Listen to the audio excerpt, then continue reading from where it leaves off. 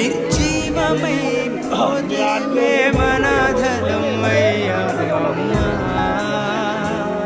నీ రుణమునంత మేము చేసి తీర్చగలము నిన్ను మించి మాకు ఇంకెవరమ్మా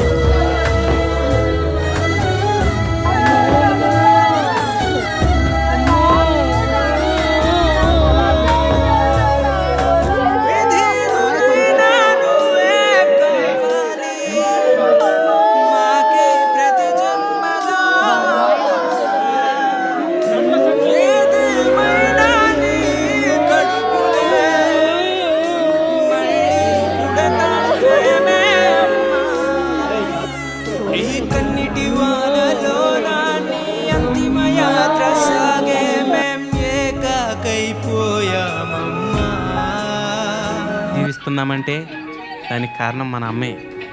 ఆవిడే కనుక ఇప్పటి కొంతమంది తల్లుల్లాగా నాకెందుకులే ఈ బరువు, నాకెందుకులే ఈ భారం అని అనుకుంటే ఎప్పుడో చెత్తబుట్టల్లో దొరికే వాళ్ళం టీవీ వాళ్ళు. ఆవిడ అలా అనుకోలే. నా కడుపులో నా చిట్టి తల్లి ఉంది, నా కొడుకున్నాడు, నా కూతురు ఉంది, అన్ని బయటికి తీసుకొచ్చి ప్రపంచానికి వాటిని పరిచయం చేస్తాను అని మన అమ్మా నాన్నలు అనుకున్నారు కాబట్టే మేము ఈరోజు వచ్చాం. వాళ్ళేనండి నిజమైన దైవాలు.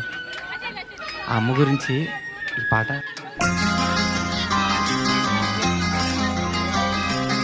ఎవరు రాయగలరు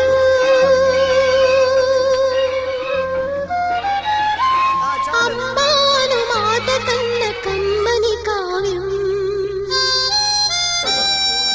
ఎవరు పాడగలరు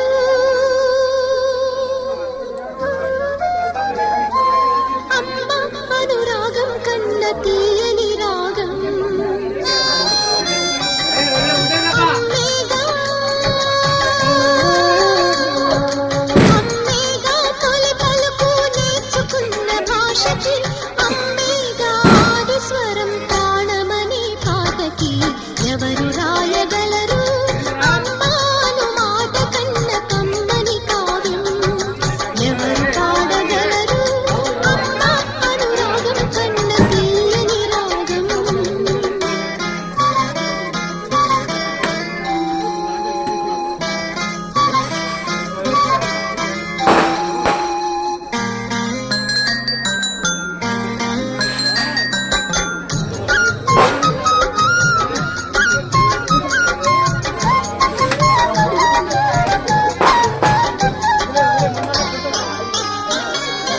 అవతారమూర్తి అయినా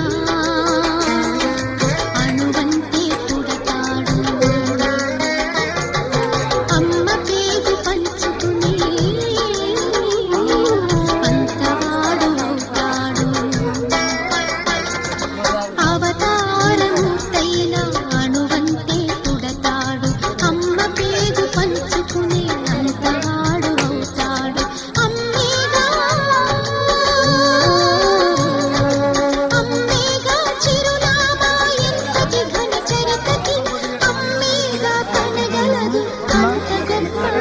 ఎవరు రాయగలరు అమ్మాను మాట కన్న కమ్మని కావ్యం, ఎవరు పాడగలరు అమ్మ అనురాగం కన్న తీయని రాగం.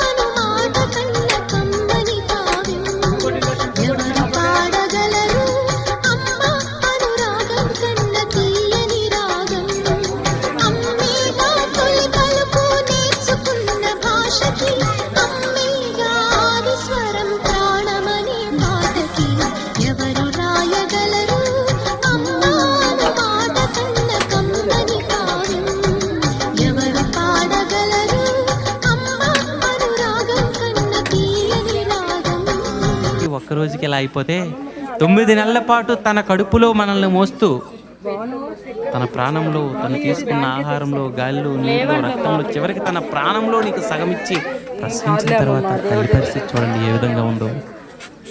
పచ్చి బాలింత ఈ వెచ్చాలు మింగుతూ ఒళ్ళు నొప్పులు ఉన్న ఓర్చుకొని అమ్మ కక్కి ఎరిగిన పొత్తు గుడ్లాల పిండేసి సాకిరిలో అమ్ముళ్ళు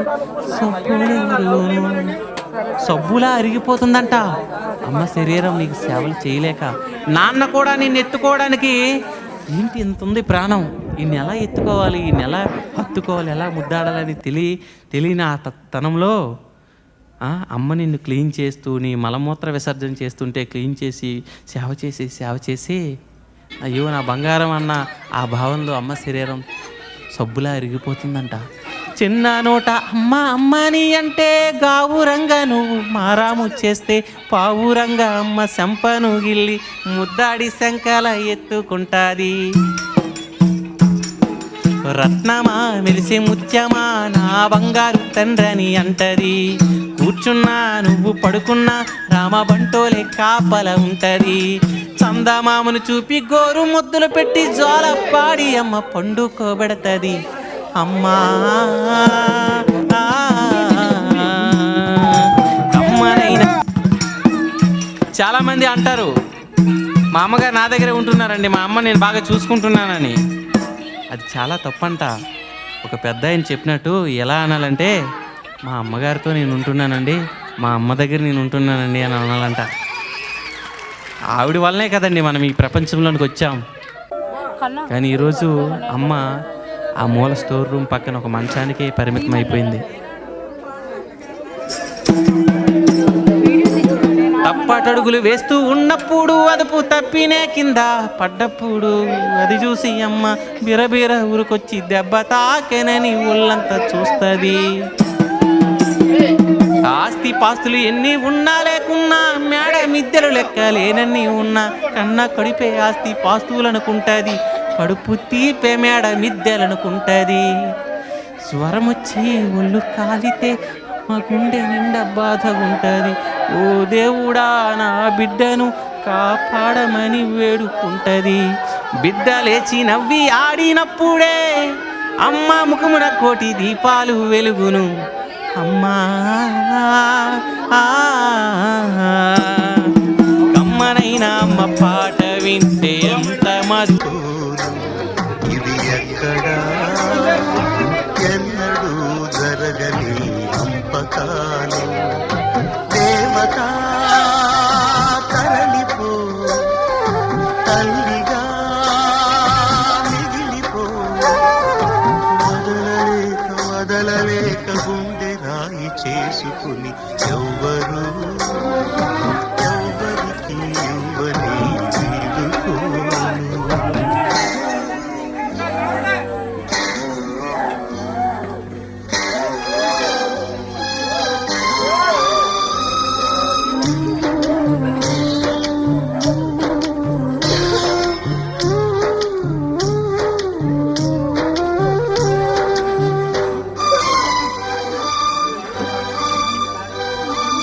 బిడ్డగా పుట్టి కూతురై తిరిగి కోడలై భర్తకు భార్యై బిడ్డకు పిల్లాలిగా తల్లిగా తల్లికి తల్లిగా నవ్వును ఏడుపును కలిపి దిగమింగి ఇంటినే గుడి చేసిన దేవత. సెలవిమ్మని అడిగితే ఇక సెలవిమ్మని అడిగితే